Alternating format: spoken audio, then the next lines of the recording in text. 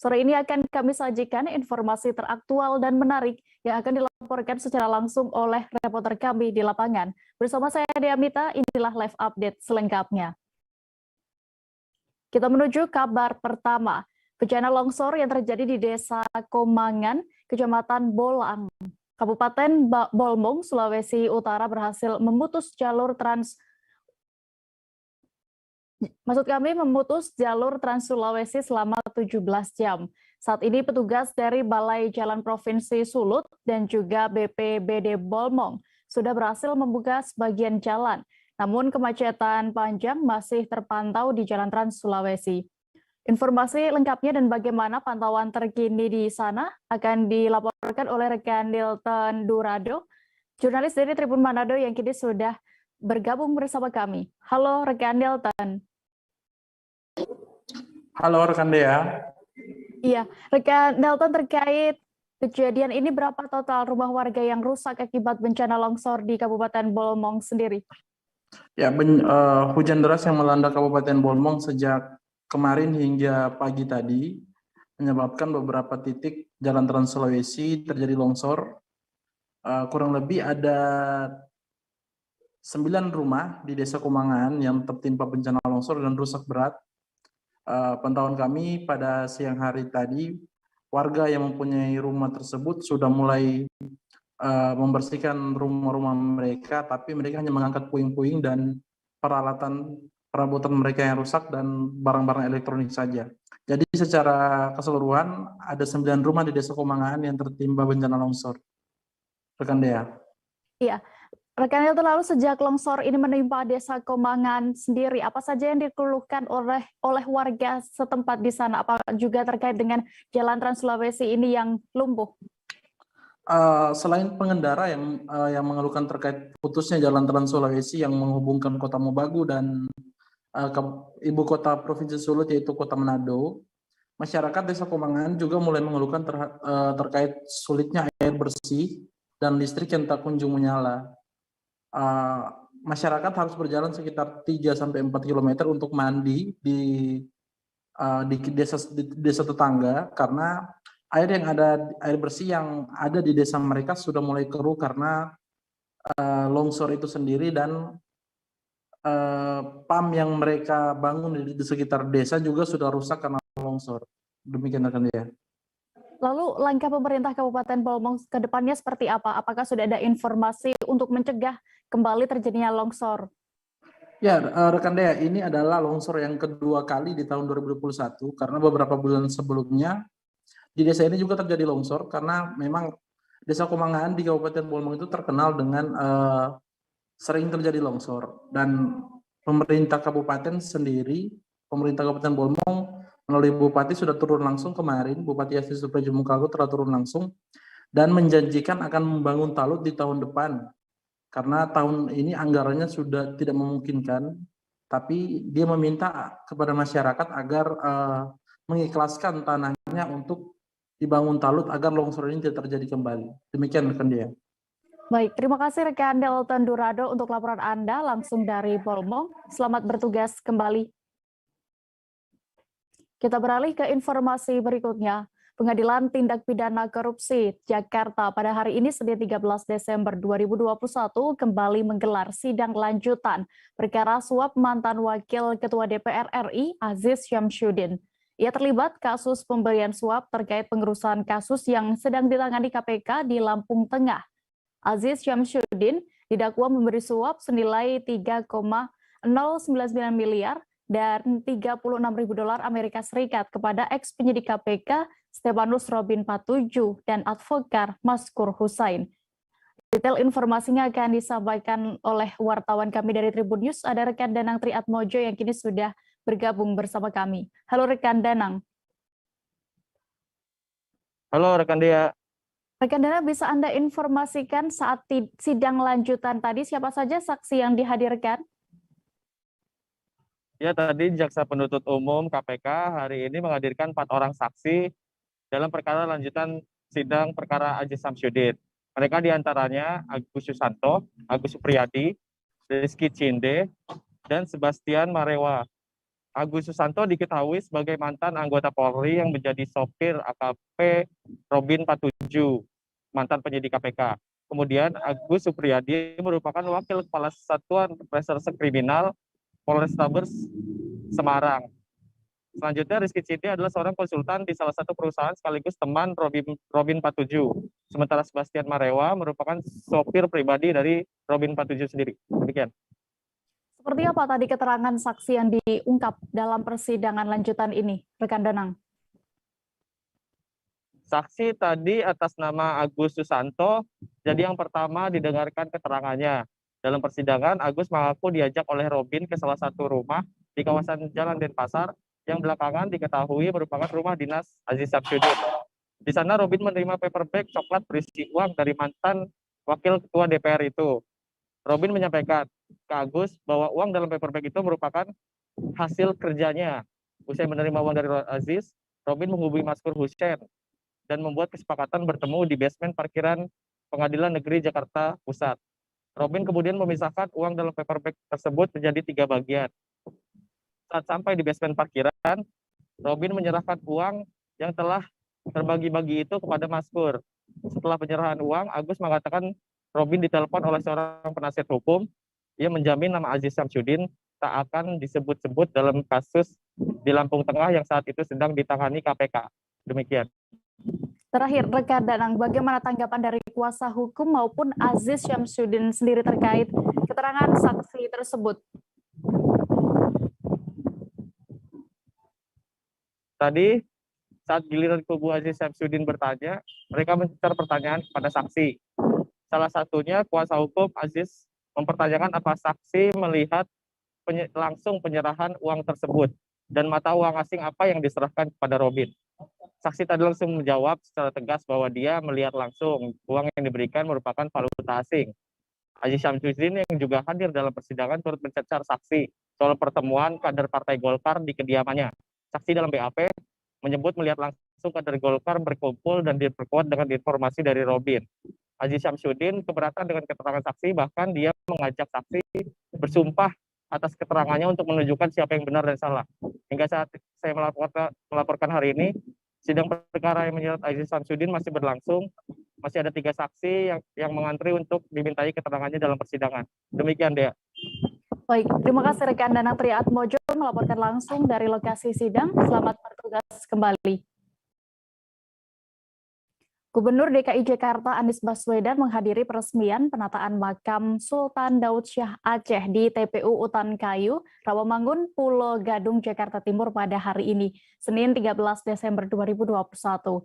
Dalam peresmian makam tersebut, mantan Menteri Pendidikan dan Kebudayaan ini disambut oleh perwakilan keluarga yang juga keturunan dari Sultan Muhammad Alaiddin Daud Syah.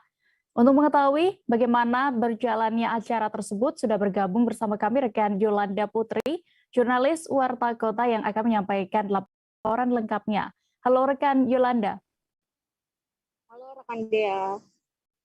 Rekan Yolanda, Gubernur DKI Jakarta Anies Baswedan ini seperti yang sudah saya sebutkan tadi meresmikan makam Sultan Daud Syah Aceh. Bisa Anda informasikan, gambarkan kembali bagaimana saat peresmian tadi? Ya baik, Dea. Gubernur DKI Jakarta Anies Baswedan menghadiri peresmian penataan makam Sultan Muhammad Daud Syah Aceh di TPU Utan Kayu, Rawamangun, Pulau Gadung, Jakarta Timur, Senin pagi tadi.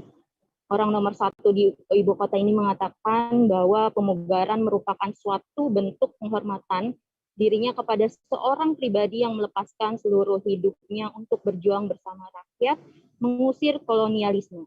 Anies juga berharap pemugaran makam Sultan Muhammad Alaiddin Daud Syah ini harus menjadi tradisi untuk menjaga para pejuang.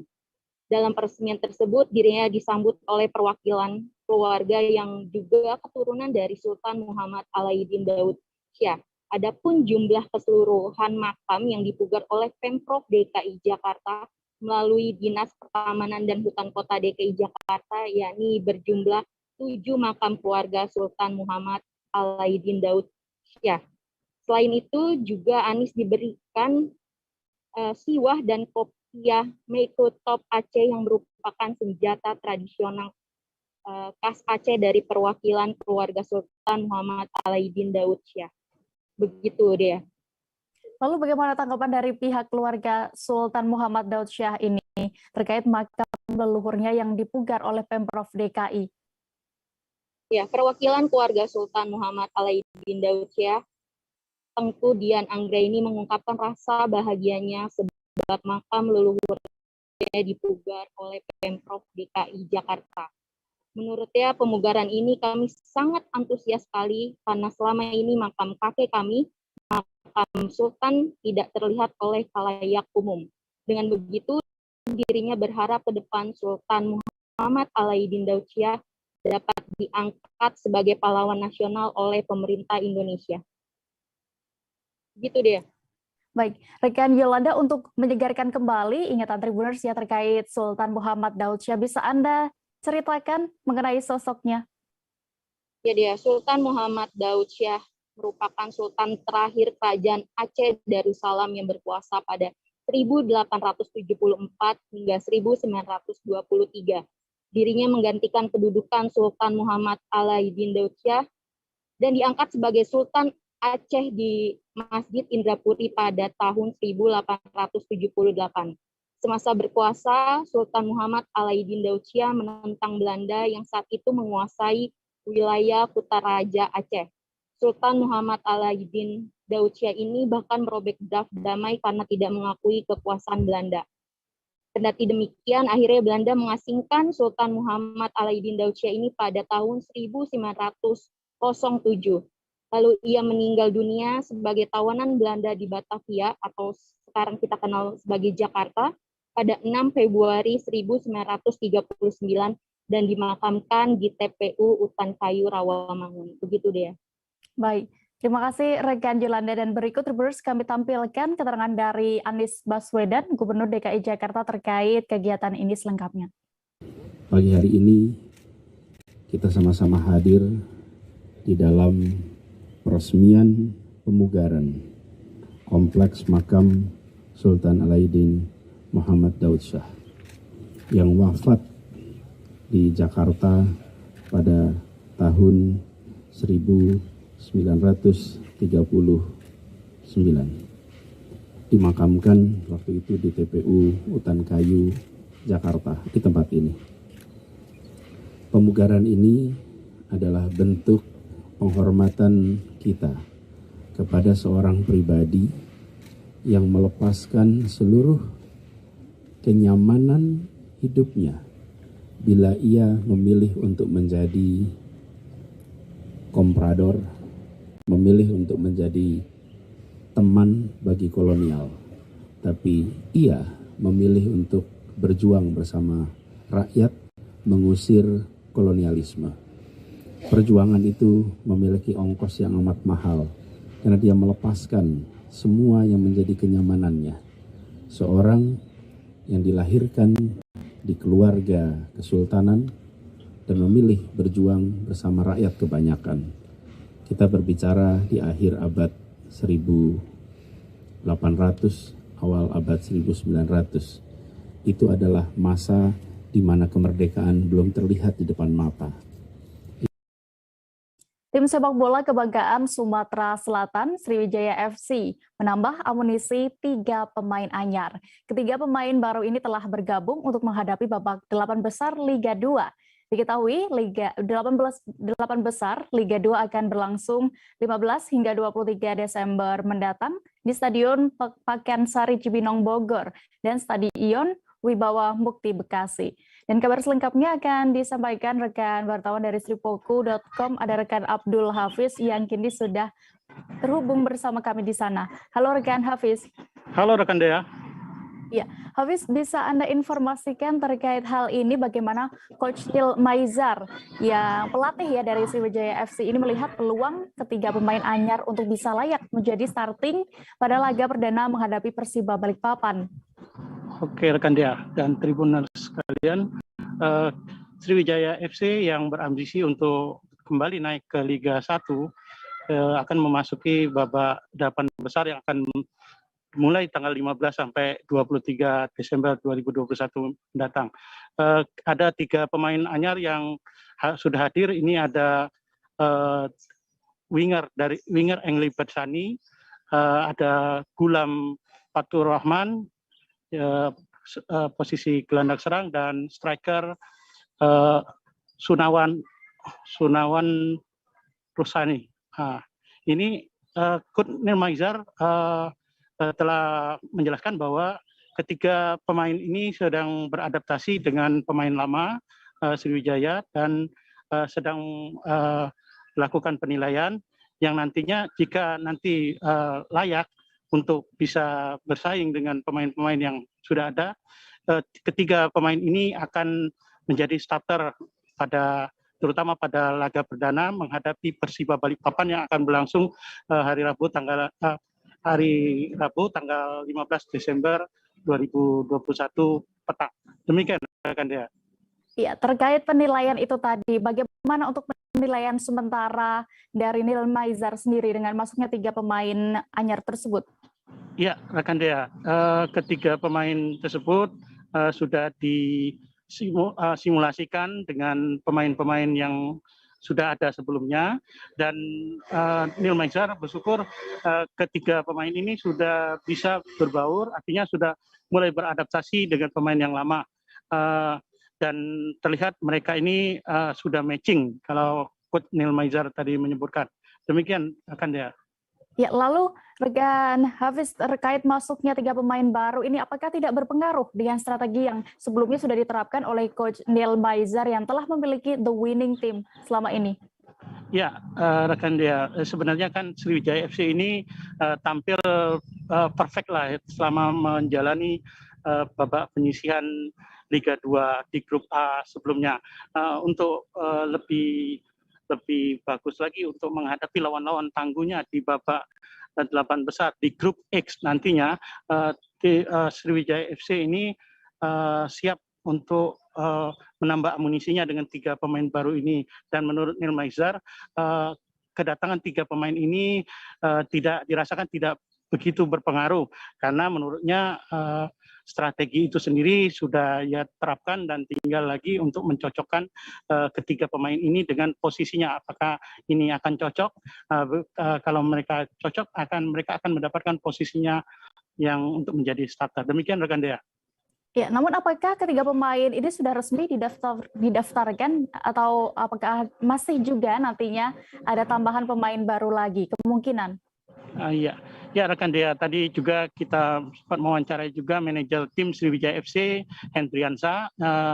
Beliau mengatakan bahwa ketiga pemain anyar ini sudah didaftarkan di PT Liga Indonesia Baru selaku operator dari liga, kompetisi liga, dan untuk kemungkinan pemain yang akan bisa masuk lagi, artinya tambahan dari 3 pemain ini itu bisa saja terjadi karena jendela bursa transfer pemain ini masih dibuka itu sampai tanggal 14 Desember besok hingga pukul 24.00.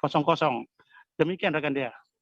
Baik, Tribuners berikut rekan Hafiz sudah berhasil mewawancarai Neil Maizar selaku Kepala Pelatih Sriwijaya FC. Kami tampilkan selengkapnya. Ya, alhamdulillah mereka sudah datang dan sudah bergabung ya, NB Sani ya, 1, habis itu Nawan lalu atau Rusni sudah gabung, dan hari ini alhamdulillah memang kita simulasikan seperti apa besok kita menghadapi pertandingan 3 pertandingan, dan alhamdulillah mereka kayaknya sudah mulai matching karena kan baru bertanding kemarin, jadi saya harap tidak ada masalah. Dan teman-teman pun semuanya welcome dengan kedatangan mereka. Ini suatu hal yang positif. Mudah-mudahan sisa latihan ini kita akan lebih cepat. Maksudnya 3 pemain baru, apakah akan berpengaruh pada strategi coach atau gimana, Bro? Sebenarnya strategi sih sama ya, cuma kita melihat dia cocok nggak di situ. Karena pemain-pemain lain kan sudah lama di sini, dengan dia beradaptasi 3 hari ini bisa nggak? Kalau dia bisa dan dia layak untuk di tim ya, nanti kita akan kasih posisi buat dia.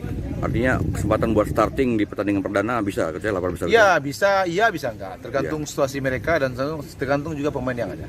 Oke, terima kasih coach.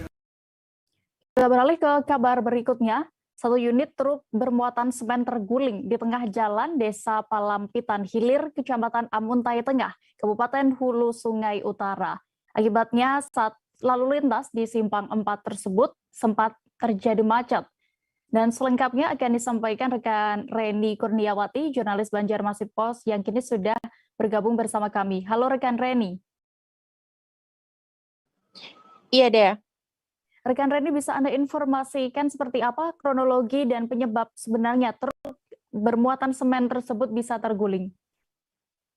Iya, terima kasih Dea. Ya, bisa kami informasikan bahwa satu unit truk ini terguling tepatnya berada di Jalan Desa Palampitan Hilir, Kecamatan Amuntai Tengah, Kabupaten Hulu Sungai Utara, Kalimantan Selatan, disebabkan karena badan jalan di Jalan Desa Palampitan Hilir ini mengalami kerusakan yang sudah sangat parah. Dalam 1 minggu terakhir, setidaknya ada 5 truk yang sudah pernah terjebak ke dalam lubang jalan yang sangat dalam ini. Truk ini memang tadi malam sempat berjalan mulai dari Kabupaten Tabalong menuju ke Banjarmasin sekitar pukul tengah malam. Lalu kemudian karena ban sebagian belakang sebelah kiri melewati lubang yang sangat dalam sehingga menyebabkan truk tersebut terguling ke arah sebelah kiri. Beruntung saat terjadinya kejadian tersebut memang sudah dalam kondisi sepi karena sebelumnya di bagian kiri jalan terdapat banyak sekali pedagang penjual makanan yang buka pada saat malam hari. Namun karena sudah lewat tengah malam, akhirnya aktivitas warga di situ juga tidak ada sehingga tidak menyebabkan adanya korban akibat kejadian tersebut. Nah, saat ini pada pagi hari memang menunggu adanya angkutan berat baru bisa dilakukan evakuasi baik dari muatan yang dibawa berupa semen dan sekaligus dari unit truk yang sempat terguling tersebut. Dari Polres Hulu Sungai Utara juga melakukan pengaturan lalu lintas karena lalu lintas juga sempat terhambat dan mengalihkan jalur lain menuju pasar Sejumput dan juga ke Kelurahan Sungai Malang. Dea. Ya, lalu selain di Jalan Desa Palampitan Hilir ini, apakah ada jalan lain yang juga mengalami kerusakan serupa? Ya, kerusakan jalan yang terjadi di Kabupaten Hulu Sungai Utara bisa dikatakan tahun ini merupakan kerusakan terberat karena memang menjadi jalur alternatif bagi para angkutan berat bertonase besar yang mengangkut semen karena adanya perbaikan jembatan di kabupaten tetangga yaitu Kabupaten Balangan. Rencananya pengalihan jalan ini berlangsung hingga bulan Maret 2022 nanti. Dengan adanya lalu lintas angkutan bermuatan tonase yang tidak sesuai dengan kualitas jalan provinsi yang ada di Kabupaten Hulu Sungai Utara, maka menyebabkan beberapa ruas jalan di Kabupaten Hulu Sungai Utara mengalami kerusakan parah. Selain di Desa Palampitan Hilir, kerusakan parah juga terjadi di Kelurahan Paliwara dan juga di Desa Pinanghabang yang menyebabkan oprit jembatan sempat terturun sekitar 30 cm dari posisi seharusnya. Dea. Ya, lalu upaya apa yang sejauh ini sudah dilakukan oleh pemerintah setempat ya untuk memperbaiki jalan tersebut, Reni? Iya, lalu lintas kendaraan bertonase besar ini memang sebenarnya tidak lepas dari tanggung jawab dari PT KON sendiri yang merupakan perusahaan semen yang memang mengangkut semen dari Kabupaten Tabalong menuju Banjarmasin yang menggunakan jalan milik pemerintah.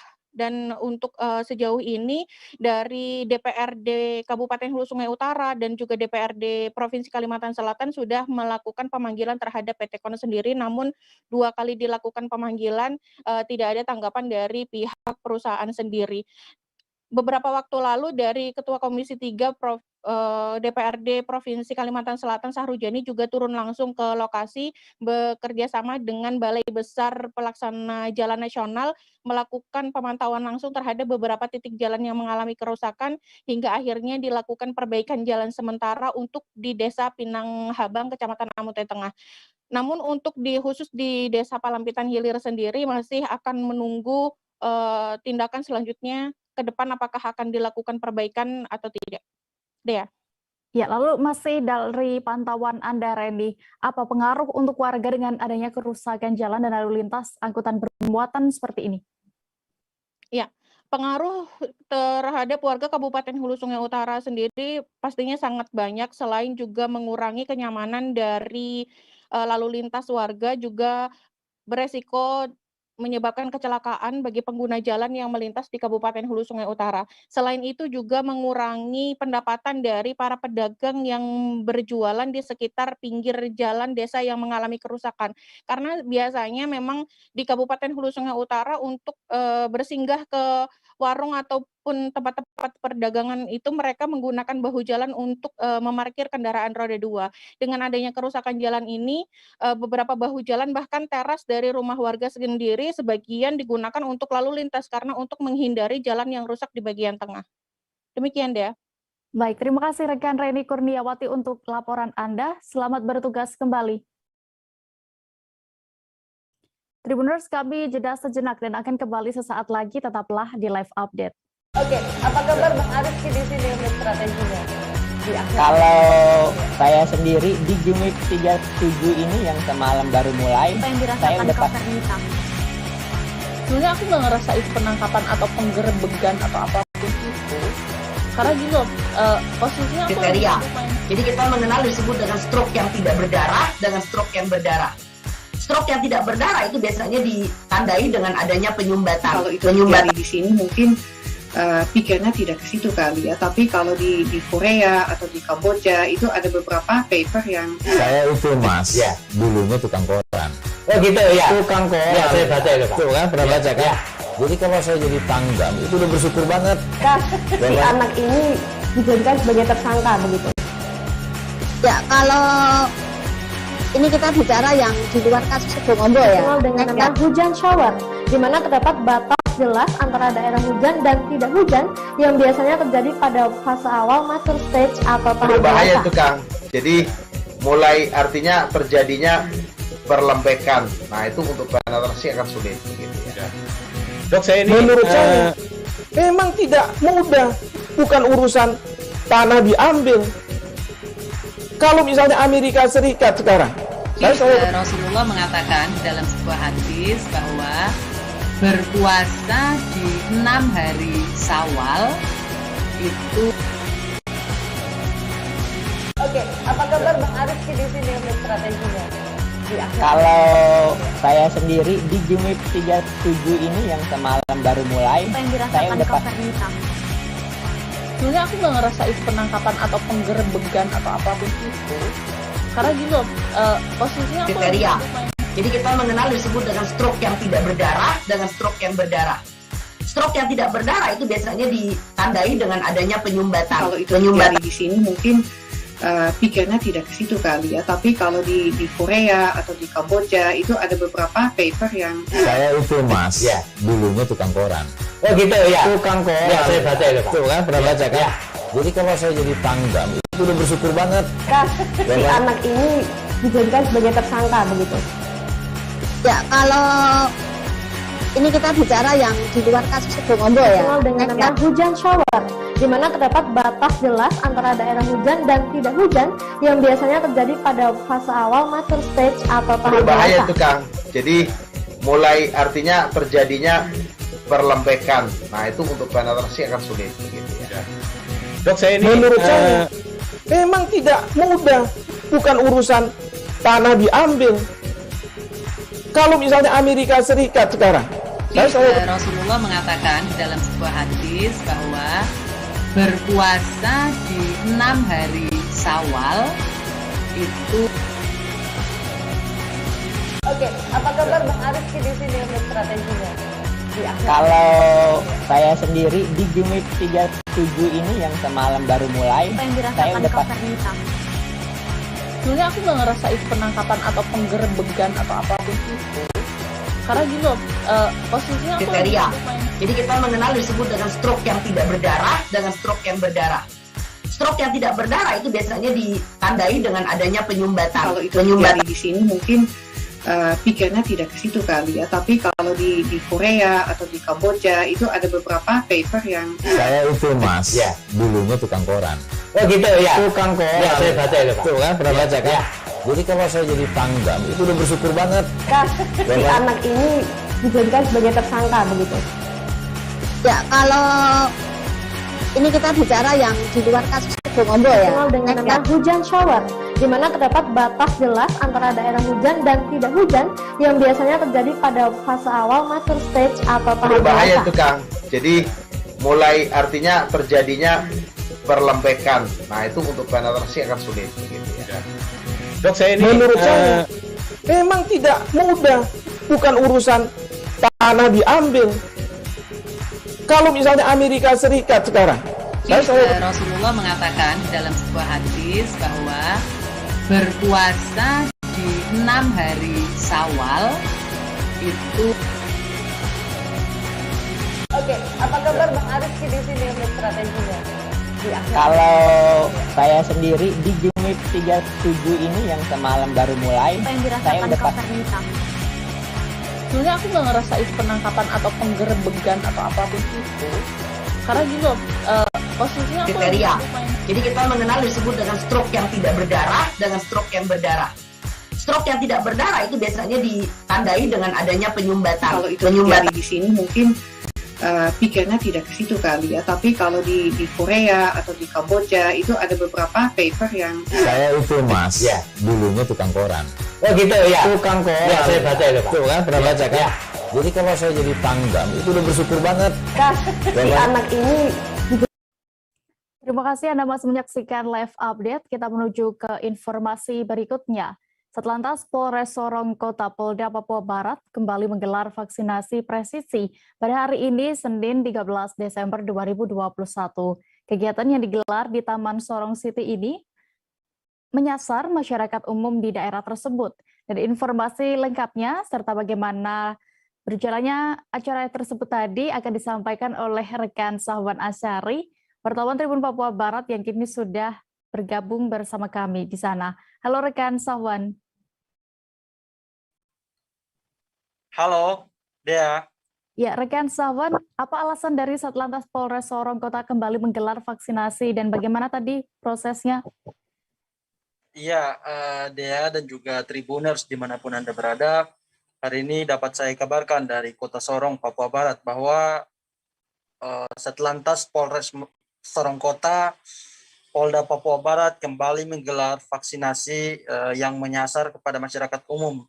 Dan hari ini dilakukan di lokasinya berada tepat di sekitar Taman Sorong City, Kota Sorong itu sendiri.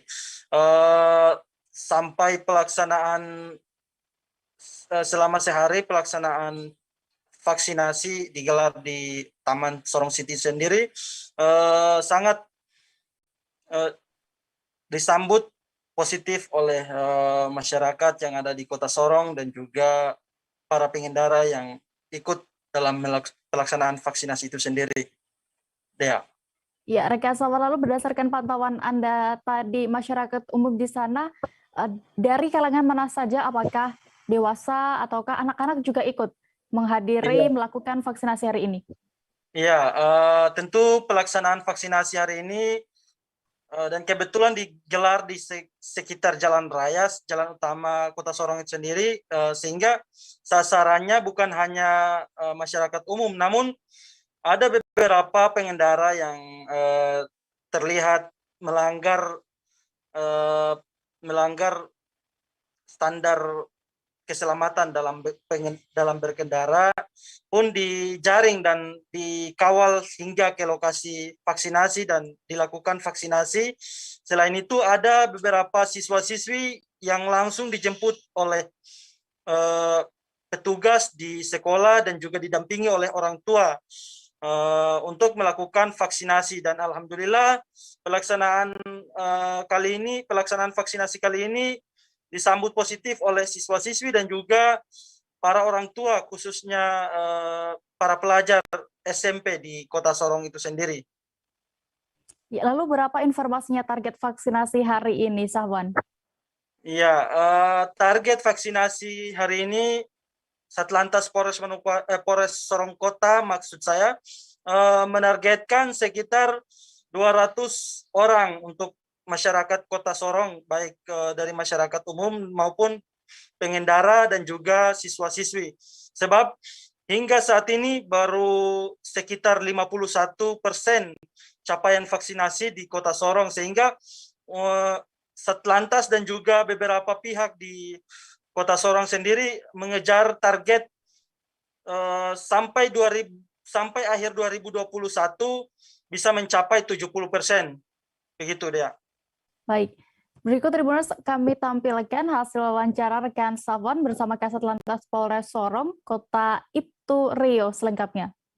Kami dari Satlantas Polres Sorong Kota pada kesempatan siang hari ini sedang melaksanakan kegiatan vaksinasi ya, dengan sasaran adalah para pengendara baik roda 2 maupun roda 4. Tujuan dilaksanakan kegiatan vaksinasi ini adalah untuk meningkatkan capaian vaksinasi di Kota Sorong yang masih di angka 51%. Karena target capaian vaksinasi kita di Kota Sorong ditargetkan di akhir tahun ini mencapai 70%. Nah, salah satu upaya yang dilakukan oleh Satlantas Polres Sorong Kota adalah melaksanakannya vaksin on the road ya. Jadi kita laksanakan di jalan. Kita jaring masyarakat terutama yang sedang kasat mata melakukan pelanggaran. Ya, baik itu tidak menggunakan helm, baik itu kendaraan yang tidak lengkap dan sebagainya, intinya pelanggaran. Ya, tidak menutup kemungkinan juga kita juga menghentikan taksi-taksi atau angkot-angkot yang berisi penumpang. Ya, kita tanya masing-masing kendaraan angkot tersebut apakah penumpang sudah vaksin atau belum. Ya, mohon maaf ini dengan sedikit penekanan ya kepada masyarakat, apabila yang melanggar daripada kami lakukan denda tilang lebih baik divaksin. Jadi sedikit kami tekan masyarakat supaya timbul kesadaran untuk masyarakat mau divaksin. Selain pengendara dan juga mungkin masyarakat yang ada di sekitar ini, ada tidak siswa-siswi yang dijemput atau? Oh, tentu ada ya, karena memang salah satu sasaran vaksinasi adalah pelajar. Ya, bisa dilihat di belakang ini itu ada beberapa anak sekolah yang kami himbau dalam hal ini di antara orang tuanya ke sini untuk dilaksanakan vaksinasi. Jadi ini targetnya tidak hanya orang umum, melainkan anak sekolah pun juga bisa. Untuk keterlibatan personil Satlantas sendiri? Berapa, Mbak? Untuk saat ini yang terlibat kegiatan sejumlah 20 orang personil yang kami bagi di beberapa pos kegiatan. Ada yang mematikan kendaraan, ada yang memeriksa kendaraan, ada juga yang kami tempatkan di bagian pendaftaran vaksinasi. Ya, intinya kita laksanakan vaksinasi ini untuk masyarakat. Satres Narkoba Polres Tangerang Selatan menangkap artis Bobby Joseph yang kedapatan menggunakan narkotika jenis sabu. Kabid Humas Polda Metro Jaya, Kombes Endra Zulpan mengungkapkan penangkapan tersebut berlangsung pada Jumat 10 Desember 2021 dini hari lalu. Menurutnya penangkapan dilakukan pihaknya saat Bobby sedang melakukan transaksi terkait barang haram tersebut. Detail informasinya dan bagaimana perkembangan kasus terkini akan disampaikan oleh Rizky Amana, jurnalis Warta Kota yang kini sudah bergabung bersama kami. Halo rekan Rizky.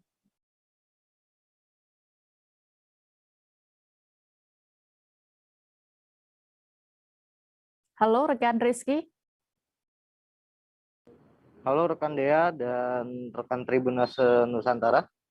Ya, rekan Rizky, bisa Anda informasikan kembali terlebih dahulu terkait kronologi penangkapan Bobby Joseph ini? Ya, bisa saya informasikan sebelumnya pihak Satres Narkoba Polres Tangerang Selatan menangkap seorang artis bernama Bobby Joseph karena kedapatan menggunakan dan memiliki barang narkotika jenis sabu. Awal kronologi penangkapan yaitu adanya informasi dari warga akan adanya transaksi narkoba di kawasan wilayah Serpong, Kota Tangerang Selatan pada Kamis 9 Desember 2021 lalu. Namun saat pihak Satres Narkoba akan melakukan penangkapan, kedua baik dari bandar maupun pembeli yaitu Bobby Joseph telah mencium adanya aroma yang akan menggerebek aksi transaksi tersebut hingga kedua belah pihak melakukan perpindahan lokasi ke kawasan Kalideres, Jakarta Barat. Beruntung dari sana pihak kepolisian dapat melakukan penangkapan dan menggagalkan transaksi jual beli narkoba tersebut hingga Polres Tangerang Selatan mendapati seorang artis yaitu Bobby Joseph selaku pembeli dari barang haram jenis narkotika sabu itu. Demikian informasi tersebut. Ya, rekan Rizky, lalu barang bukti apa saja yang didapatkan polisi saat penangkapan itu terkait dari Bobby dan juga bandar narkoba itu tengah melakukan transaksi? Yang jelas saya bisa informasikan barang bukti yang terutama adalah sabu seberat 0,49 gram yang dimiliki oleh Bobby, yang didapati di dalam sebuah bungkus rokok dan dibungkus oleh plastik klip kecil. Selain itu, pihak kepolisian juga mendapati berupa alat hisap sabu yang sudah pakai dari tangan Bobby, di mana didapat ketahui bahwa Bobby sebelum melakukan transaksi tersebut juga dalam potensi atau sehabis memakai narkoba jenis sabu di kediamannya kawasan Cinere tersebut. Seperti itu rekan Dea. Ya, lalu selain Bobby, apakah bandar tadi juga berhasil diamankan rekan Rizky, dan bagaimana untuk hasil pemeriksaan sementara saat ini? Untuk sementara pihak kepolisian baru melakukan pemeriksaan terhadap sejumlah pihak, termasuk juga bandar yang dalam pengejaran ini berinisial J yang masih dikejar oleh pihak Satres Narkoba Polres Tangerang Selatan. Sedangkan hasil pemeriksaan didapati bukti baru bahwa Bobby selain menggunakan narkotika jenis sabu, dirinya juga menggunakan narkotika jenis tembakau gorila atau sintetis. Bahkan Bobby didapati bukti pemeriksaan oleh pihak Satres Narkoba sebagai pengedar atau diduga sementara sebagai perantara dari adanya transaksi jual beli tembakau sintetis ini kepada rekan-rekannya yang sampai saat ini masih didalami oleh pihak Satres Narkoba Polres Tangerang Selatan. Seperti itu ya. Baik, Tribuners, terkait kasus ini selengkapnya ada hasil wawancara Kabid Humas Polda Metro Jaya Kombes Endra Zulpan yang sudah berhasil didapatkan rekan Rizky selengkapnya. Mengetahui inisialnya J saat ini masih dalam proses pengejaran. Kemudian berdasarkan pemeriksaan terhadap saudara Bobby Joseph atau J oleh Polres Tangerang Selatan, ya, ini yang bersangkutan mengakui sudah menggunakan narkoba jenis sabu sejak tahun 2015. Ya, 2015. Kemudian berdasarkan pemeriksaan juga yang bersangkutan ini juga menjadi perantara ya dalam pembelian dan pemesanan narkoba jenis sintetis atau gorila ya. Ya, yang kita kenalkan gorila. Jadi yang bersangkutan ya sudah diketahui ya berdasarkan rekam jejak digitalnya ya bahwa yang bersangkutan memiliki akun tersendiri dalam rangka menampung pemesanan narkoba jenis sintetis atau gorila ya kepada orang-orang yang membutuhkan. Terhadap tindak pidana yang dilakukan yang bersangkutan ya, penyidik dari Sat Narkoba Polres Tangerang Selatan ini sudah menetapkan ya pasal yang disangkakan berdasarkan Undang-Undang Nomor 35 Tahun 2009 tentang narkotika, yaitu pasal 114, 112, dan juga subsidiar pasal 127 ayat 1 dengan ancaman hukuman antara 4 tahun sampai 20 tahun penjara. Dari Jakarta Barat kita beralih ke Jawa Barat. Pelaku spesialis pembobol berangkas dan mesin ATM di minimarket berhasil diringkus jajaran Polresta Bandung. Para pelaku hanya bisa tertunduk saat digiring ke Mapolresta Bandung, sore Kabupaten Bandung pada hari ini, 13 Desember 2021. Satu orang pelaku terlihat terpincang-pincang karena ditembak polisi saat berusaha melawan saat penangkapan. Untuk mengetahui lebih detailnya sudah bergabung bersama kami rekan wartawan dari Tribun Jabar, ada Lutfi Ahmad Mauludin yang akan menyampaikan laporan lengkapnya. Halo rekan Lutfi. Ya, rekan Dea. Rekan Lutfi, bisa Anda informasikan terkait modus yang digunakan pelaku ini seperti apa? Jadi modus yang digunakan para pelaku pembobol ATM ataupun berangkas di minimarket ini, yakni HES alias RW, HS, D, H, dan OYL. Mereka sebelumnya berunding atau bertemu terlebih dahulu di rumah AS alias RW. Kemudian mereka mencari sasaran berkeliling.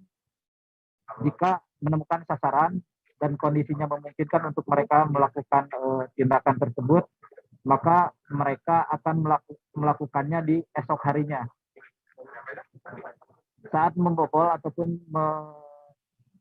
membobol brankas dan mesin ATM tersebut, mereka masuk ke minimarket tersebut dengan cara membobol dinding ataupun lewat atap dengan membobol atapnya ataupun dengan membongkar kunci gembok pengaman minimarket tersebut.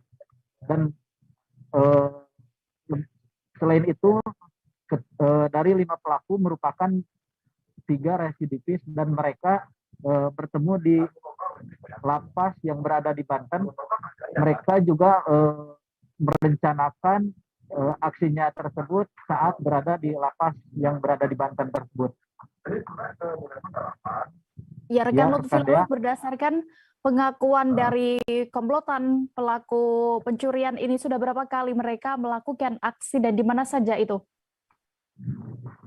Menurut pengakuan dari para pelaku, mereka telah melakukannya di 9 TKP, ada yang di daerah Banten, Cianjur, Bandung, dan lainnya. Walau demikian, pihak jajaran Polresta Bandung masih akan terus mengembangkan kasus tersebut.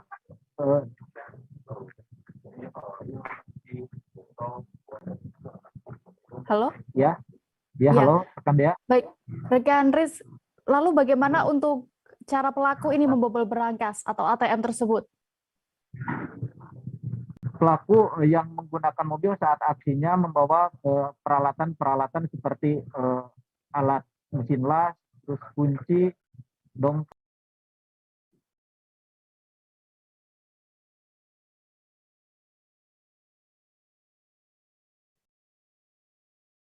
Halo, rekan Lutfi. Oleh jajaran Polresta Bandung masih terdapat 1 brankas yang telah dirusak ataupun dibobol oleh para pelaku yang menggunakan dengan mesin las tersebut. Baik. Berikut Tribuners akan kami tampilkan keterangan dari Kombes Pol Hendra Kurniawan selaku Kapolresta Bandung terkait kasus ini selengkapnya. Pagi ini kita rilis terkait dengan pengungkapan kasus pencurian dengan pemberatan terhadap beberapa toko supermarket lah yang ada di wilayah Kabupaten Bandung. Jadi kita telah mengamankan 5 orang pelaku, ada yang dari Bandung, dari Banten dan Banten. Mereka pelaku ini cukup menarik karena mereka bertemunya ada 3 orang residivis dengan kasus yang sama, bertemunya di lapas di Banten. Kemudian mereka merencanakan suatu kegiatan untuk membobol supermarket tersebut. Caranya beda-beda, ada yang lewat dinding, ada yang lewat atap, ataupun menggunting rolling door-nya dengan menggunakan gunting raja ini. Intinya mereka masuk ke dalam, kemudian membobol brankas ATM yang ada di dalamnya, kemudian mengambil barang-barangnya. Alhamdulillah kita berhasil menangkap 5 orang pelaku dengan barang bukti yang cukup banyak. Adapun modusnya, mereka menggunakan mobil rental. Rental ada 3 ini, rental selalu berganti-ganti. Kemudian menyisir lokasi-lokasi apabila memang sepi memungkinkan mereka beraksi di situ. Cara bertindak seperti itu. Ancamannya kita kenakan pasal 363 dengan ancaman pidana minimal 9 tahun.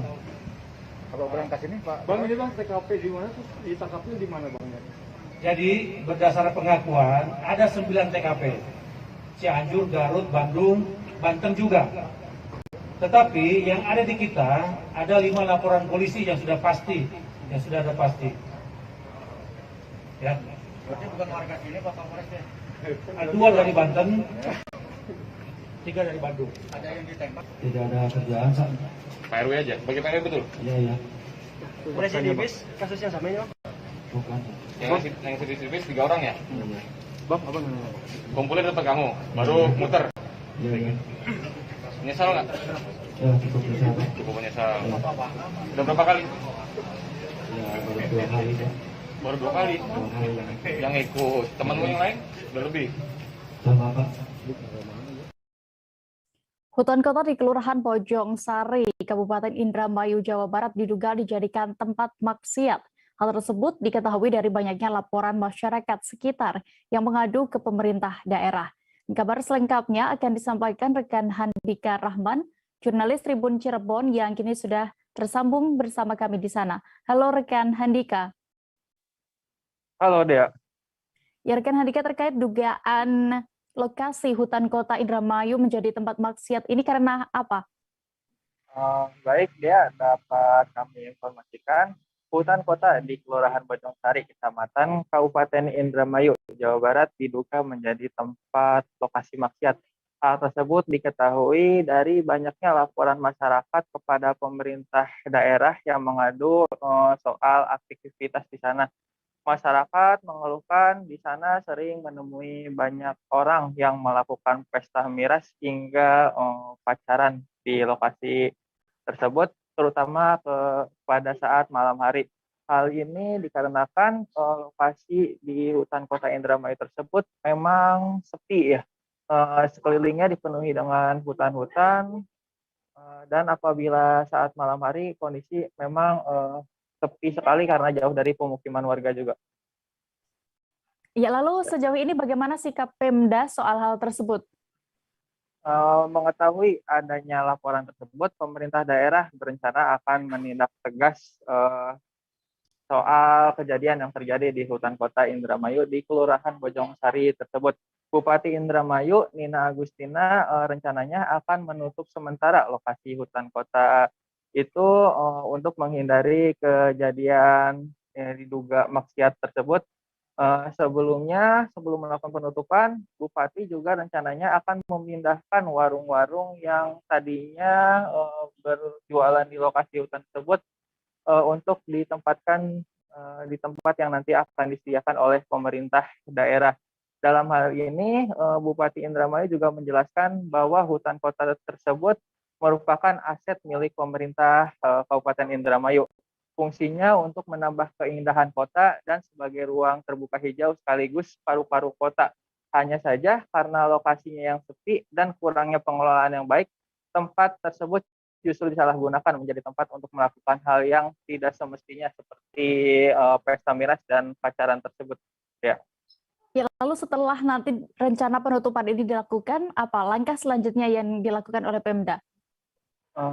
Baik, dari keterangan Bupati Indramayu, Nina Agustina, Pemkab Indramayu sendiri rencananya akan melakukan penataan terlebih dahulu di lokasi taman hutan kota di wilayah Kelurahan Bojong Sari tersebut untuk kemudian ditata menjadi tempat rekreasi untuk masyarakat. Nantinya untuk penataan tersebut akan dilakukan oleh Dinas Perumahan Kawasan Pemukiman dan Pertanahan atau DKPP Kabupaten Indramayu. Ya. Baik, terima kasih rekan Handika Rahman untuk laporan Anda dari Cirebon. Selamat bertugas kembali. Kepolisian Resort Nrekang berhasil menangkap seorang pelaku pencurian ternak sapi di KBR Desa Taulan, Kecamatan Cendana, Kabupaten Nrekang. Pelaku tersebut tertangkap setelah mencuri 3 ekor sapi milik warga di KBR Desa Taulan, Kecamatan Cendana. Informasi selengkapnya akan disampaikan rekan Aziz Albar, wartawan Tribun Timur yang kini sudah terhubung bersama kami. Halo rekan Aziz.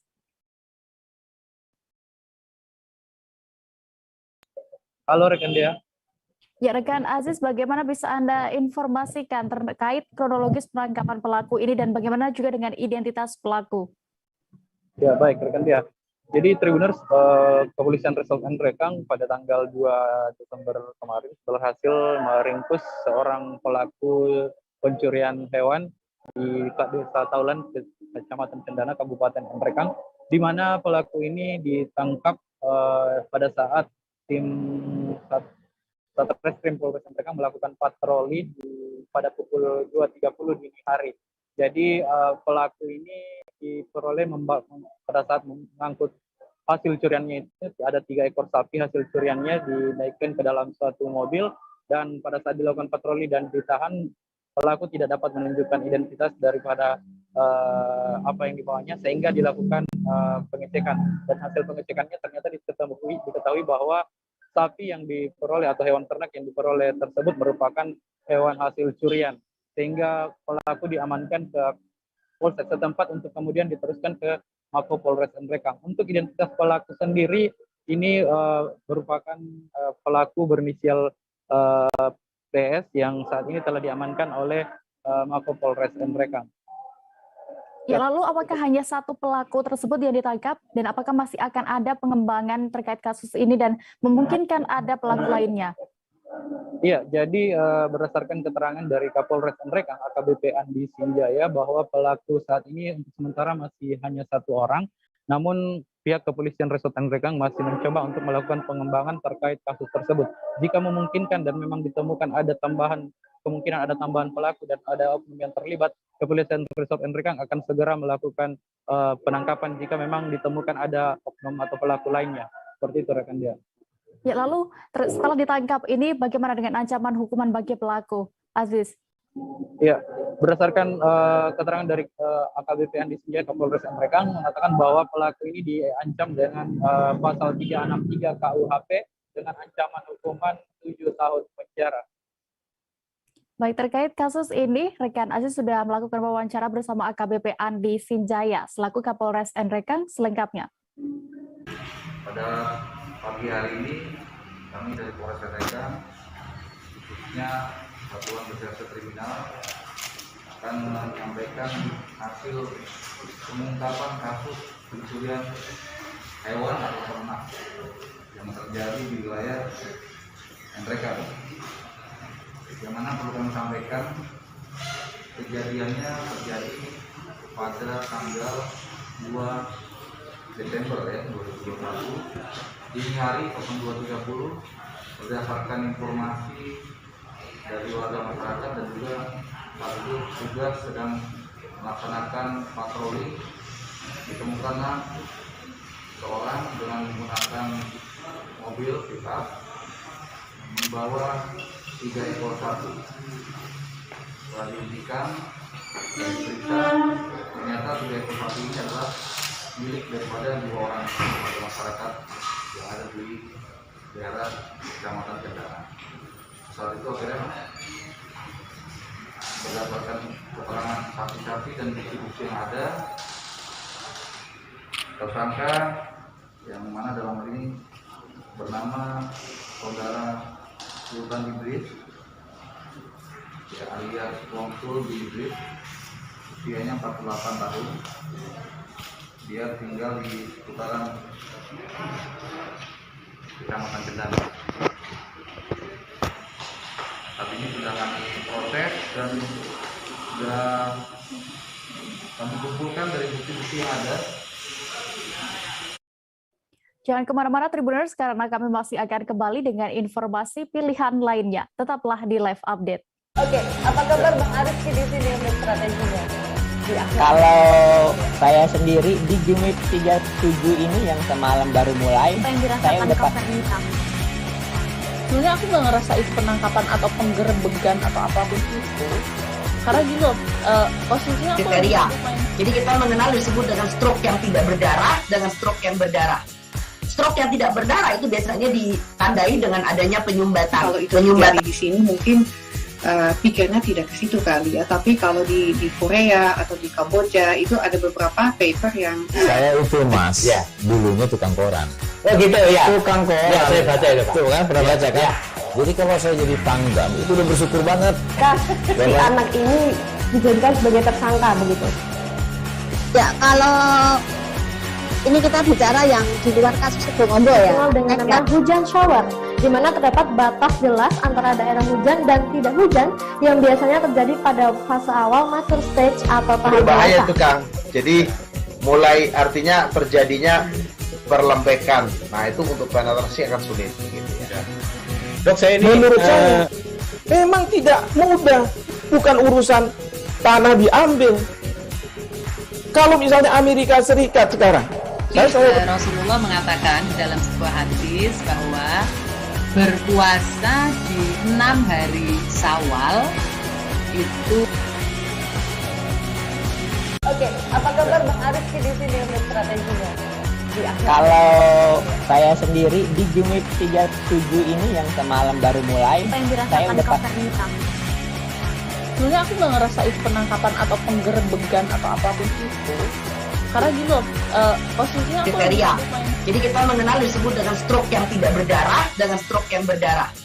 Stroke yang tidak berdarah itu biasanya ditandai dengan adanya penyumbatan. Kalau itu terjadi di sini mungkin pikirnya tidak ke situ kali ya, tapi kalau di Korea atau di Kamboja itu ada beberapa paper yang saya itu mas, ya dulunya tukang koran. Oh gitu ya, tukang koran. Ya saya baca itu pak. Tuh kan pernah baca kan? Ya. Jadi kalau saya jadi Pangdam itu udah bersyukur banget. Si anak ini dijadikan sebagai tersangka begitu. Ya kalau ini kita bicara yang di luar kasus Sebongombo ya. Dengan nama hujan shower, di mana terdapat batas jelas antara daerah hujan dan tidak hujan yang biasanya terjadi pada fase awal mature stage atau tahap berbahaya dewasa. itu Kang. Jadi mulai artinya terjadinya perlembekan. Nah itu untuk penetrasi akan sulit. Gitu ya. Dok saya ini menurut saya memang tidak mudah, bukan urusan tanah diambil.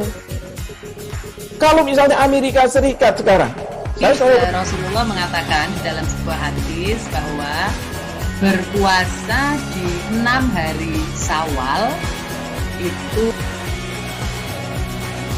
Oke, apa kabar Bang Arif di sini untuk strateginya? Kalau saya sendiri di Jumip 37 ini yang semalam baru mulai, saya udah sebenarnya aku nggak ngerasa itu penangkapan atau penggerbegan atau apapun itu, karena gini loh, posisinya aku kriteria. Jadi kita mengenal disebut dengan stroke yang tidak berdarah dengan stroke yang berdarah. Stroke yang tidak berdarah itu biasanya ditandai dengan adanya penyumbatan. Kalau itu terjadi di sini mungkin pikirnya tidak ke situ kali ya, tapi kalau di Korea atau di Kamboja itu ada beberapa paper yang saya itu mas, ya dulunya tukang koran. Oh gitu ya, tukang koran. Ya saya baca itu pak. Tuh kan pernah baca kan? Ya. Jadi kalau saya jadi Pangdam itu udah bersyukur banget. Si anak ini dijadikan sebagai tersangka begitu. Ya kalau ini kita bicara yang di luar kasus Sebongombo ya. Dengan nama Terima kasih Anda masih menyaksikan live update. Kita menuju informasi berikutnya dari Jawa Timur. Dinas Pendidikan Kabupaten Jember menebar 77.000 ekor benih ikan wader ke sungai di Jember pada hari ini Senin 13 Desember 2021. Puluhan ribu ekor benih ikan wader itu ditebar ke Sungai Mayang di Kecamatan Mayang, Sungai Bedadung, di bawah jembatan Jalan Imam Bonjol dan lainnya. Informasi selengkapnya akan disampaikan rekan kami, jurnalis Surya, ada Febrianto yang kini sudah tersambung bersama kami di sana. Halo rekan Febri.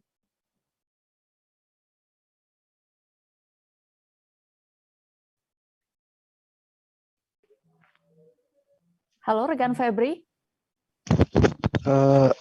Ini saya sepertinya keliru deh. Ini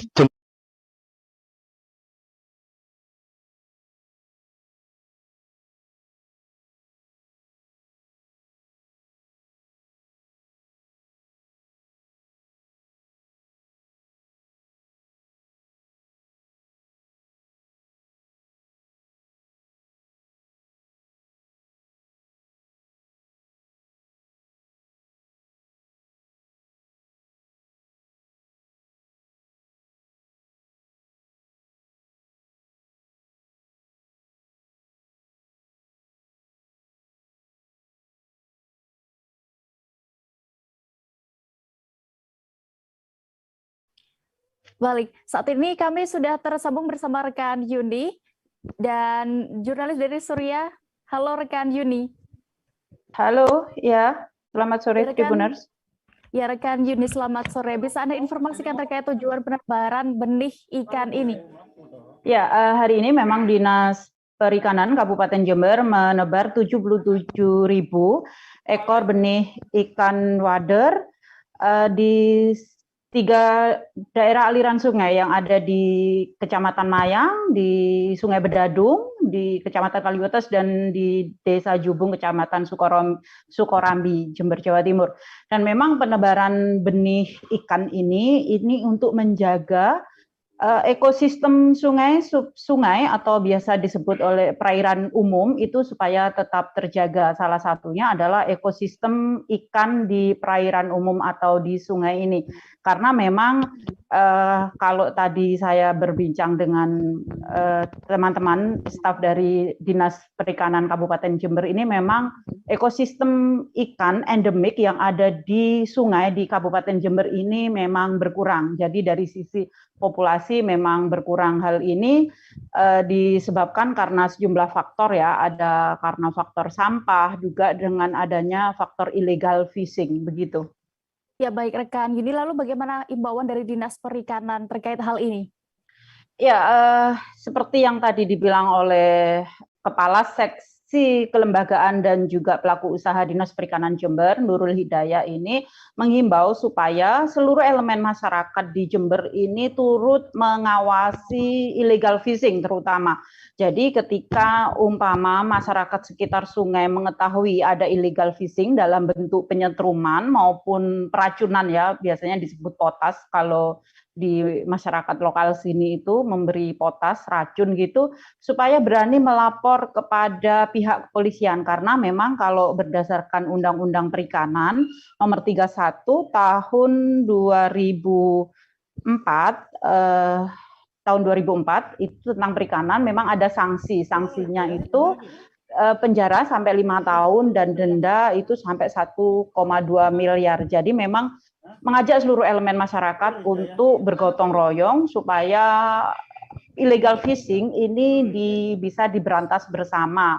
Dan juga kalau tadi teman-teman komunitas pegiat Universal Fishing Community Jember ini juga mengharapkan ada aturan tegas seperti aturan di pemerintah desa maupun di pemerintah kabupaten itu supaya ada perda larangan adanya illegal fishing. Selain illegal fishing juga tidak adanya pembuangan sampah di sungai karena memang sungai ini bukan tempat sampah begitu.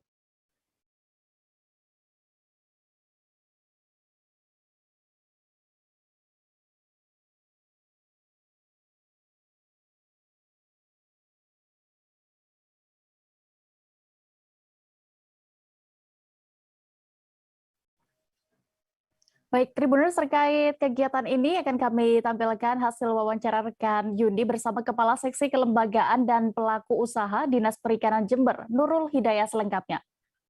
Perikanan bersama kawan-kawan dari komunitas pemancing di Jember melakukan kegiatan penebaran pendidikan di perairan umum. Ada 3 lokasi, yang pertama di Jembatan Imam Bonjol, yang kedua di Kecamatan Mayang, dan yang ketiga di Kecamatan Sukorambi. Tujuan kegiatan penebaran benih ikan kali ini adalah untuk mengembalikan ekosistem sungai, khususnya ikan endemik yang ada di perairan umum Kabupaten Jember yang semakin lama semakin berkurang. Hari ini total yang ditebarkan jenis ikan wader sejumlah 77.000 ekor. Sebelumnya juga sudah dilakukan kegiatan penebaran untuk tawes sejumlah 100.000 ekor dan untuk tombrol sejumlah 113.000 ekor. Harapannya semua masyarakat ikut menjaga, khususnya tidak lagi membuang sampah di sungai karena sungai bukan tempat sampah.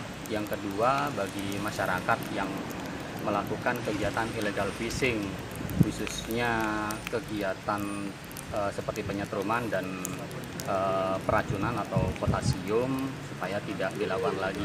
Dan bagi masyarakat yang mengetahui kegiatan tersebut bisa dilaporkan kepada pihak kepolisian yang ada di sekitar masyarakat. Ancaman pidananya sesuai Undang-Undang Nomor 31 Tahun 2004 tentang Perikanan, bahwa yang melakukan kegiatan illegal fishing bisa diancam pidana penjara paling lama 5 tahun dan denda paling banyak 1,2 miliar. Kelangkaan bahan bakar minyak atau BBM terjadi di sejumlah stasiun pengisian bahan bakar untuk umum atau SPBU di Provinsi Kepulauan Bangka Belitung. Hal itu disebabkan kurangnya stok bahan bakar minyak yang disuplai Pertamina karena cuaca ekstrim.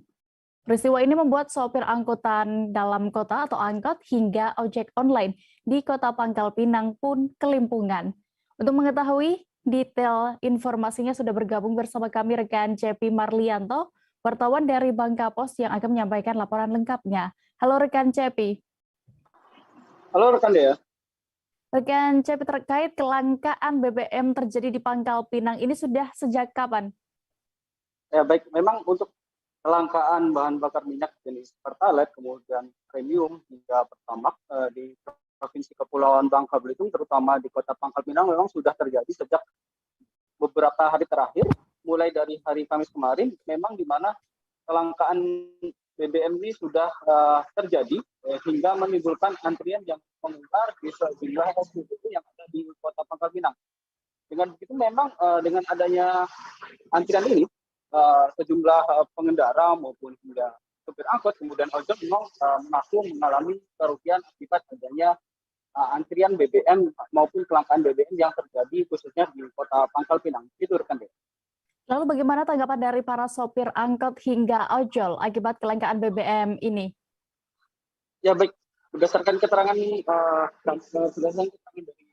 sopir angkot maupun ojol yang saya wawancari kemarin, memang mereka sendiri mengeluh dan kelimpungan untuk mencari bahan bakar jenis premium Pertalite maupun Pertamax khususnya di Kota Pangkal Pinang.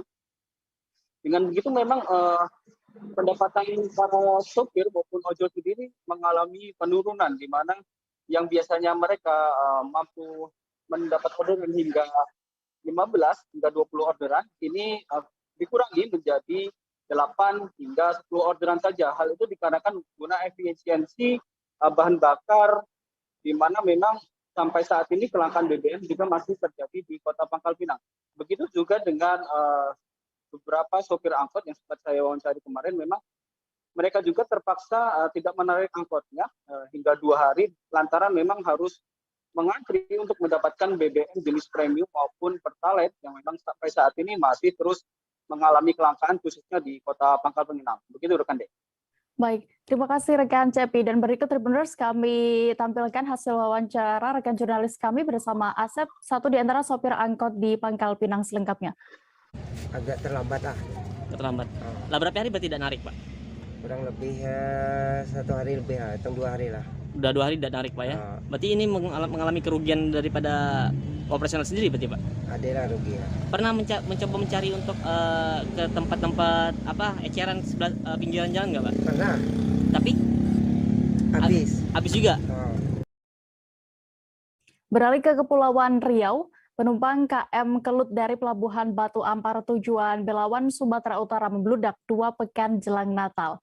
Bahkan hari ini penumpang tujuan Belawan, Sumatera Utara pun naik drastis hingga mencapai 100%.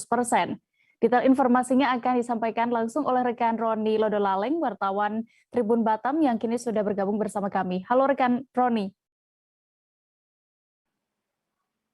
Ya, rekan Dea, selamat sore. Ya, rekan Roni, bagaimana pantauan Anda terkait penumpang di Pelabuhan Batu Ampar 2 pekan menjelang Natal ini? Ya, Dea dan juga Tribuners, meski Natal masih 2 pekan lagi, namun antusias masyarakat untuk mudik ke kampung halaman menggunakan kapal laut, yakni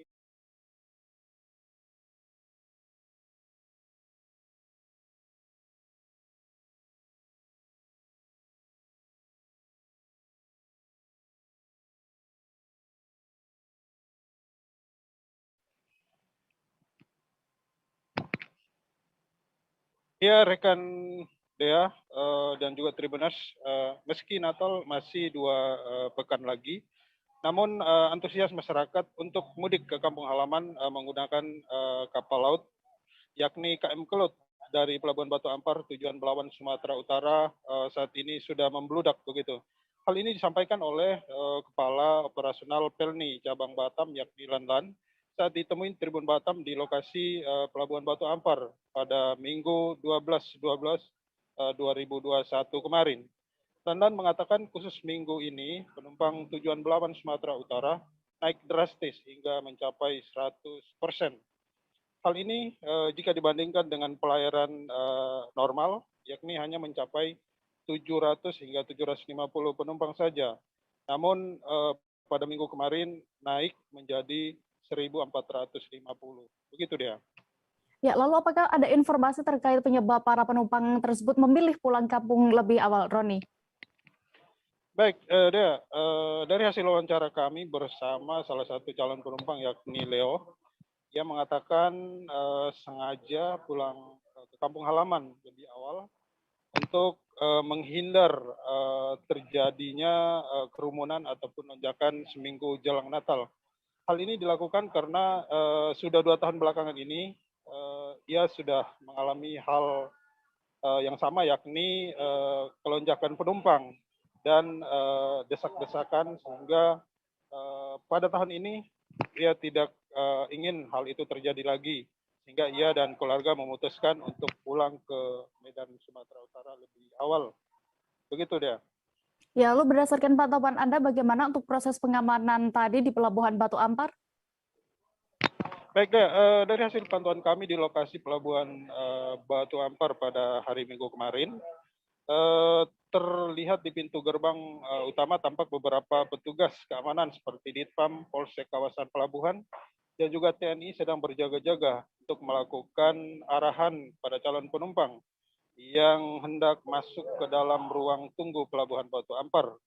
Sejumlah personel juga sudah ditambah ya, masing-masing 5 personel di tiap instansi begitu. Situasi aman terkendali hingga kapal diberangkatkan pada pukul 11 siang dengan tujuan Pelabuhan Belawan, Sumatera Utara. Demikian, Dea. Baik, terima kasih rekan Roni untuk laporan Anda dari Batam, Kepulauan Riau. Selamat kembali bertugas. Kita beralih ke informasi berikutnya. Menjelang Natal 2021 dan Tahun Baru 2022, sejumlah pusat perbelanjaan di Surabaya melakukan persiapan. Persiapan ini dalam rangka mendukung pemerintah memutus rantai penularan COVID-19. Lantaran berkaca pada pandemi tahun lalu, terjadi kenaikan kasus COVID-19 hingga mengakibatkan perekonomian pada salah satu tempat keramaian menurun drastis dan terpaksa harus ditutup. Dan kabar selengkapnya akan disampaikan rekan wartawan dari Surya, ada Febrianto yang kini sudah bergabung bersama kami di sana. Halo rekan Febri.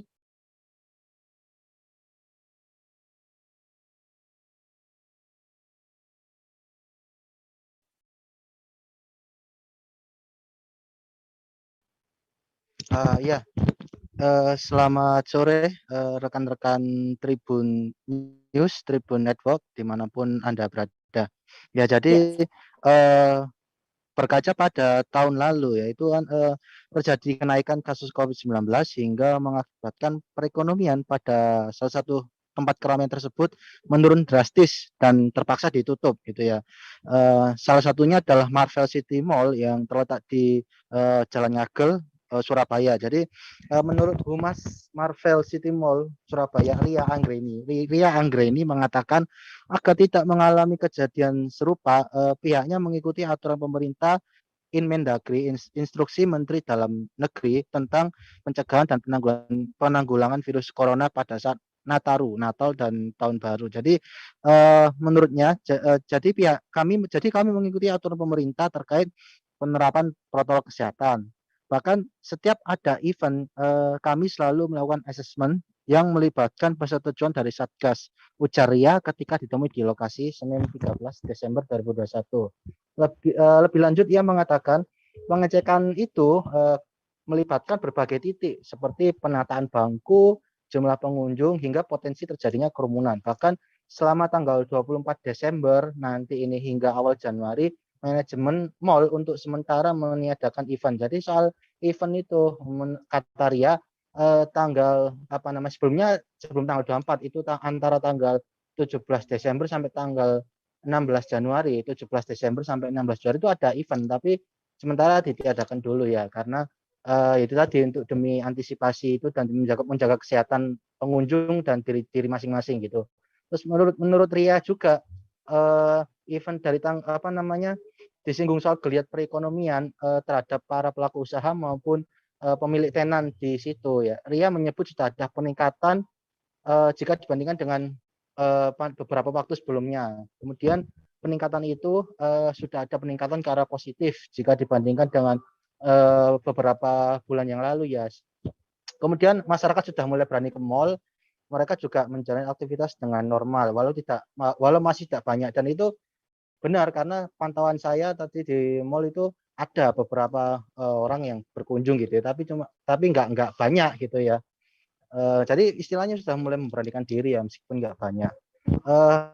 Ria juga berharap semoga pandemi ini cepat berlalu, COVID-19 segera menghilang dan aktivitas kembali normal. Semua bisa jalan-jalan seperti dulu lagi dan berani berkegiatan seperti sebelum adanya pandemi. Demikian yang bisa saya laporkan, kembali ke studio. Iya, baik, terima kasih rekan Febri, dan berikut Tribuners kami tampilkan hasil wawancara rekan Febri bersama Humas Marvel Mall Surabaya, Ria Anggreni selengkapnya. Dari kita paling ya seperti biasa ya, mengikuti aturan pemerintah ya kan. Nah, kita tuh kebetulan ada event dari tanggal 17 sampai tanggal 16 Januari. Itu 17 Desember sampai tanggal 16 Januari.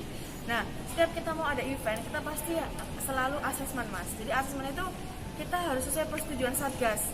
Entah itu penataan bangku, entah itu jumlah orang yang ada di kerumunannya gitu. Nah, kebetulan kemarin kita sudah mengajukan untuk event tanggal 17 nanti. Jadi di Nataru nanti di tanggal 24 sampai tanggal 2 ya kalau nggak salah itu. Nah, itu kita tutup pamerannya gitu. Kalau sesuai aturan dari Satgas, kita tetap boleh melakukan pameran asalkan ketika tanggal 24 Desember sampai tanggal 2 Januari itu kita tutup sementara pamerannya. Kalau yang saya tahu sih sudah agak ada peningkatan daripada yang sebelumnya ya Mas ya. Daripada tahun-tahun kemarin sudah ada peningkatan, orang sudah mulai berani ke mall gitu kan. Orang sudah mulai menjalani aktivitasnya yang seperti dulu lagi. Ya memang nggak semua berani, cuma sudah banyak orang yang berani sih datang ke mall gitu. Oke, Mbak, untuk harapan dan pesan terakhir, Mbak. Harapannya ya tetap ya Mas ya, kita pengennya semoga COVID ini segera menghilang. Jadi supaya kita jadi normal, benar-benar normal tanpa adanya aplikasi ya kan. Kasian kan orang-orang yang misalnya belum punya aplikasi nggak bisa ke mall ya kan. Ya pengennya semuanya jalan seperti dulu lagi, tenan-tenan, semua pada berani lagi, dari itu sih. Ratusan guru pendidikan anak usia dini di Penajam Pasir Utara, Kalimantan Timur menggelar aksi unjuk rasa. Mereka mengepung depan gedung DPRD PPU pada hari ini Senin 13 Desember 2021 pagi. Aksi ini merupakan buntut protes serta kekecewaan ratusan guru PAUD swasta. Selengkapnya akan disampaikan jurnalis Tribun Kaltim, ada rekan Dian Mulyasari yang kini sudah terhubung bersama kami di sana. Halo rekan Dian. Baik, ya, di studio. Ya. Baik. Rekan Dian, terkait unjuk rasa ini, apa saja tuntutan guru PAUD swasta di sana? Tuntutan guru PAUD swasta menuntut hak mereka atas gaji guru honorer PAUD selama 10 bulan yang belum diberikan melalui dana hibah pemerintah daerah. Selain itu, mereka menuntut tahun depan tetap akan dianggarkan dana hibah untuk guru PAUD pada anggaran APBD tahun 2022.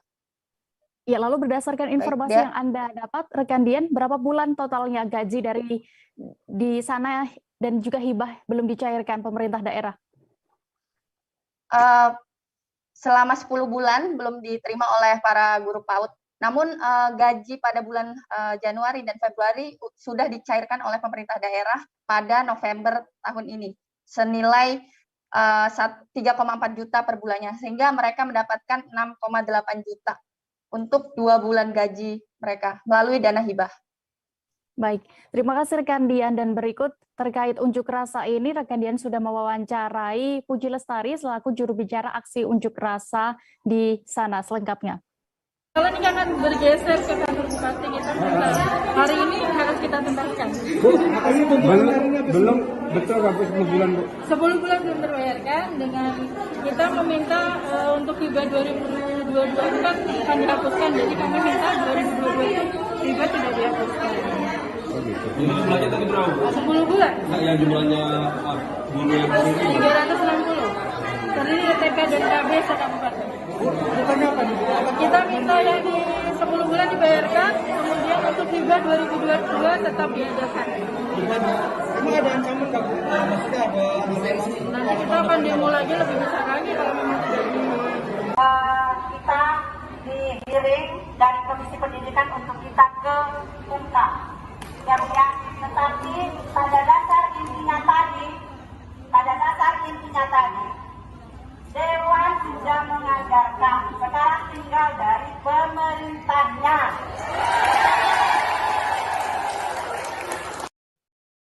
Tribuners, informasi tadi sekaligus menutup perjumpaan kita dalam live update petang ini. Dan lantaran masih di tengah pandemi, kami kembali tidak lelahnya mengingatkan Anda untuk selalu menerapkan protokol kesehatan dimanapun berada. Dan jangan lupa Tribuners untuk saksikan live update Tribun News esok hari di seluruh kanal YouTube Tribun Network. Saya Diamita beserta kru yang bertugas pamit. Terima kasih dan sampai jumpa.